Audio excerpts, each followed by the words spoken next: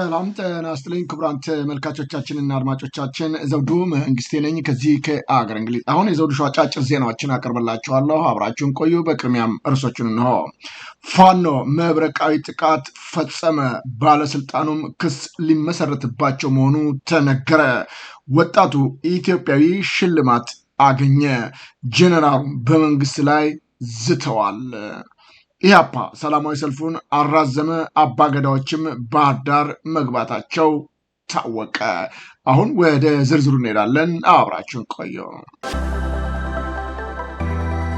ፋኖ መብረቃዊ ጥቃት መፈጸሙ ተገለጠ። በምርጫ ስም ራሱን ብቻ በእጩነት በመራጭነት ያቀረበው የብልጽግናው አገዛዝ ህዝብን በማስገደድና በማዋከብ የምርጫ ካርድ እንዲወስዱ በቀዩ ጋሪያ በተኩለሽና በጮቢ በር ለመሰብሰብ ሙከራ ቢያደርግም በጀግኖቹ ክንድ መበተኑ ታውቋል። በደም የጨቀየው ለሲቪሊያን ህይወት የማይጨነቀው ቆሞ ቀሩ የብልጽግና አገዛዝ ዓለም አቀፍ ህጎችን ሙሉ በሙሉ በመጣስ የአማራ ክልል ህዝብ ላይ ታሪክ ይቅር የማይለው ስህተት በመፈጸሙ በግዳጅና በማስፈራራት የምርጫ ካርድ አውጥተው እንዲመረጡ በከፍተኛ እንቅስቃሴ ላይ ይገኛል ያለው ፋኖ ግትርና ቆሞ ቀሩን አገዛዝ በውል እየተረዱት የ12ኛ ክፍለ ጦር አሃዶች በጠላት ላይ የማዳግም እርምጃ በመውሰድ አካባቢውን የወገን ኃይል ተቆጣጥሮታል ብለዋል።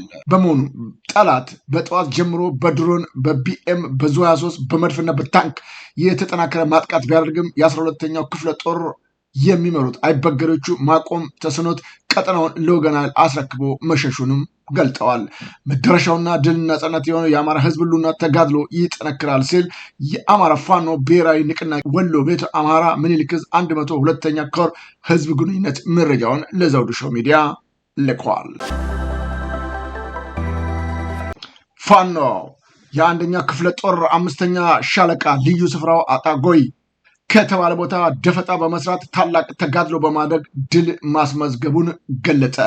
የአማራ ፋኖ ብሔራዊ ንቅናቄ ወሎ ቤተ አማራ ምኒልክ ዕዝ 303ኛ አሳምነው ኮር አካል የሆነው 21ኛው ክፍለ ጦር 5ኛ ሻለቃ ባንጎት ወረዳ ከሽጣ ወንዝ እስከ አሁን ተገኝ ከተማ መንገድ ግራና ቀኝ የጠላትን ጦር በመወጠር ህዝብን ግዴታ ተመዝግባቸው የምርጫ ካርድ አውጡ በማለት ገበያ የሚሄደውን ሰላማዊ ነዋሪና የግብረሰናይ ድርጅት እርዳታ ሊያደርግላቸው ጥሪ የተደረገላቸውን የ012 ቀበሌ ነዋሪዎችን ሲያሰቃይ መዋሉን ደርሼበታለሁ ብለዋል። እናም ህዝብን ሲያንገላታ የዋለውን የብልጽግና ሰራዊት የ1ኛው ክፍለ ጦር 5ኛ ሻለቃ ፋኖች ልዩ ስፍራው አጣጎይ በተባለ ቦታ ደፈጣ በመስራት ከፍተኛ ውጊያ በማድረግ ከፍተኛ ቁጥር ያላቸውን የጠላት ኃይል ተደምስሶ በርካቶችም ቁስለኛ መደረጋቸውንም ገልጧል። በሌላም በኩል የአማራ ፋኖ ሸዋ ጠቅላይ ግዛት አሳምነው ዕዝ መሐመድ ቢሆነኝ ኮር የስቴ ጎማ ተራራ ክፍለ ጦር በጠላት ላይ ድል መቀዳጀቱንም አሳውቋል።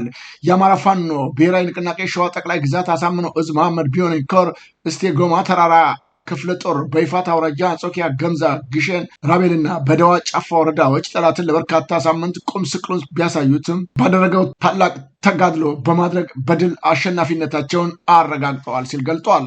የአገዛዙ ኃይል በአንጾኪያ፣ ገምዛ፣ አገረ ማርያም የተጀመረው አውደ ውጊያ ቀኑ ሙሉ 9 ጊዜ የማጥቃት ሙከራ ቢያደርግም ከ3 ሻለቃ የተውጣጣ ክንደ ብርቶቹ ሰራዊት አመራር በሞርተርና በአርቢጂ በታገዘ መካናይዝድ አውደ ውጊያ በማድረግ በጠላት ላይ ከባድ ብትር አሳርፈው አስከሬና ቁስለኛ ከነመሳሪያው ጥሎ እንዲፈረጥጥ አድርገውታል።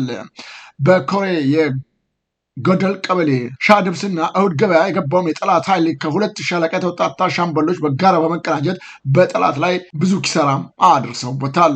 የፋኖ ውጊያን መቋቋም ያቃተው የጠላት ኃይል ተጨማሪ ሰራዊት ከግሸን ራቤና ጊሾጌና ሸበቶ ቀበሌ 3 መኪና መከላከያ ቢያመጣም የስቴ ጎማ ተራራ ክፍለ ጦር አናብስቶች የመጣውን ኃይል እንዳይወጣ አድርገው ያገዛዙን ኃይል ሲደመስሱ በርካቶችንም ከባድ ቁስለኛ አድርገው አስክሬን ማንሳት ሳይችል አዝረክርኮ እንዲፈረጥጥ አድርገነዋል ሲሉም ገልጠዋል። ላስታ ወረዳ ወደ 025 ቀበሌ ድቡኮ አካባቢ የሐሰት ምርጫ ለማካሄድ ካርድ ለመበተን የተንቀሳቀሰው የጁላ ሰራዊት ተቀጥቅጦ መደምሰሱ ተገለጠ። የአማራ ብሔራዊ ንቅናቄ ወሎ ቤተ አማራ ምኒልክ ዕዝ 303ኛ ግዙፍ አሳምነው ኮር የሚገኙ 19 ክፍለ ጦርና የ16ኛ ነብሮ ኮማንዶ ብርጌድ በጋራ በሁለት አቅጣጫ የወጣውን የብርሃኑ ጁላ ሰራዊት አይቀጡ ቅጣት ቀጥተውታል ብለዋል። በሸዋ ጠቅላይ ግዛት አሳምነው ዕዝ ቁጥጥር ስር የሚገኙ የሸዋ አካባቢዎች ሰፊ ህዝባዊ መድረክ ማካሄዳቸው ታወቀ። የአማራ ፋኖ ሸዋ ጠቅላይ ግዛት አሳምነው ዕዝ በተቆጣጠረው በይፋትና ጥሙጋ አውራጃ ማጀቴ ክላስተር ሰለሎ ማረሚያ ቀበሌና በተጉለትና ቡልጋ አውራጃ ምንጃር ሸንኮራ ወረዳ አርተቴ ክላስተር ፖለቲካ መር የሆነው የትጥቅ ትግላችን ህዝባዊ መሰረቱን እያጠና ይሄዳል በሚል መሪ ቃል ነው ሰፊ የውይይት መድረክ ያካሄደው። በዚህም ከአማራ ህዝብ የህልውና ትግልና ከአገዛዙ የማጭበርበር ምርጫ ሂደት ጋር በተያያዘ ሰፊ ምክር የተደረገ ሲሆን በመድረኩ ላይም በርካታ የአካባቢው ነዋሪዎች፣ ነጋዴዎች እንዲሁም የሀገር ሽማግሌዎች በመገኘት ጠንካራ ውይይት በማድረግ የወደፊት ዕጣ አቅጣጫን በማስቀመጥ በጥሩ ሁኔታ ውይይቱ መጠናቀቁን የአማራ ፋኖ ሸዋ ጠቅላይ ግዛት አሳምነው ዕዝ ገልጧል። በቅሊንጦ ማረሚያ ቤት የአማራ ህዝብ ሲሳደብ የነበረው ባለስልጣን ክስ ሊመሰረትበት መሆኑ ተገለጠ። በቅሊንጦ ማረሚያ ቤት ውስጥ የህሊና ፖለቲካ እስረኞችን ሲደበድብ የአማራን ህዝብ በጅምላ ሲሰድብ የነበረው የማረሚያ ቤቱ ጥበቃ ደህንነት ኃላፊ ኢንስፔክተር ድሪባ ሰበታ በፈጸመው ዘግናኝ የሰብአዊ መብት ጥሰት ክስ ሊመሰረትበት መሆኑ ነው የተገለጠው። አቶ ዮሐንስ ቦያለውና አቶ ክርስቲያን ታደለ መዝገብ ስር የሚገኙ የቁርጥ ቀን የአማራ ልጆች ያቀረቡትን አቤቱታ ተከትሎ የፌዴራል ፖሊስ ምርመራ አጠናቆ ለአቃቢ ህግ ማስረከቡንም ለፍርድ ቤቱ አሳውቋል። በሽብር ስም በማረሚያ ቤት የሚገኙትና የፖለቲካ እስረኞችን መብት በመርገጥ የሚታወቀው ኢንስፔክተር ድሪባ ሰንበታ በነ አቶ ዮሐንስ ቦያለውና በአቶ ክርስቲያን ታደለ መዝገብ ስር የሚገኙ የቁርጥ ቀን የአማራ ልጆች ያቀረቡትን አቤቱታ ተከትሎ ነው የፌዴራል ፖሊስ ምርመራውን አጠናቆ ለአቃቢ ህግ ማስረከቡን ለፍርድ ቤቱ አስታውቋል። በሽብር ስም በማረሚያ ቤት የሚገኙ የፖለቲካ እስረኞችን መብት በመርገጥ የሚታወቀው ኢንስፔክተር ድሪባ ሰንበታ ተከሳሾችን ከመደብደብ አልፎ ጠያቂ ቤተሰቦቻቸውን በማዋረድና የአማራን ህዝብ ማንነት የሚነኩ የጅምላ ስድቦች ሲሰነዝር መቆየቱም ታውቋል።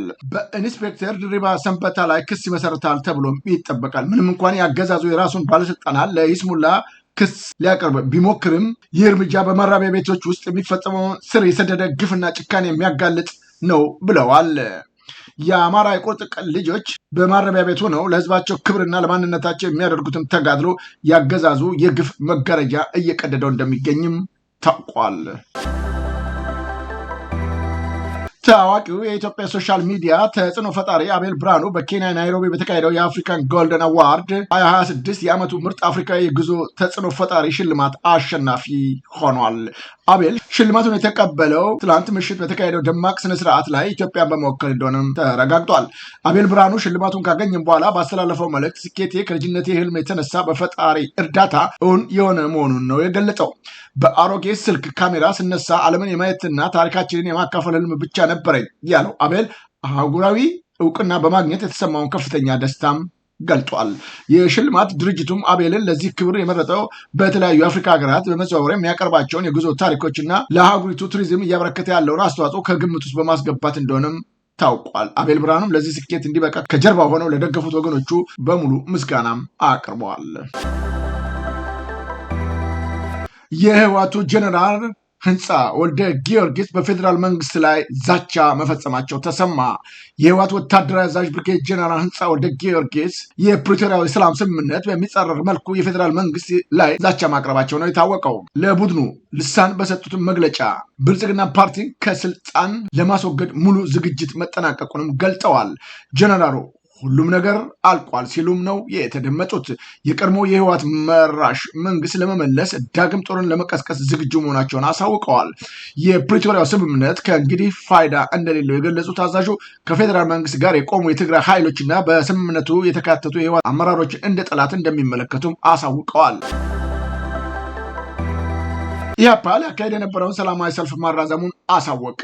የኢትዮጵያ ህዝቦች አብዮታዊ ፓርቲ ኢህአፓ ሚያዝያ 30 2018 ዓ.ም ጠርቶ የነበረውን ሰላማዊ ሰልፍ ላልተወሰነ ጊዜ ማራዘሙን ተቀዳሚ ፕሬዝዳንት መጋቢ ብሉይ አብርሃም ሃይማኖት ገልጠዋል። ሰልፉ ኢህአፓ አባል በሆኑት ትብብር ለኢትዮጵያ አንድነት ደረጃን ለማሳደግ መወሰኑን ፓርቲው የገለጸ ሲሆን ሰላማዊ ሰልፉ መቼ እንደሚደረግ በቅርብ ቀን ይፋ እንደሚያደርጉም አሳውቀዋል።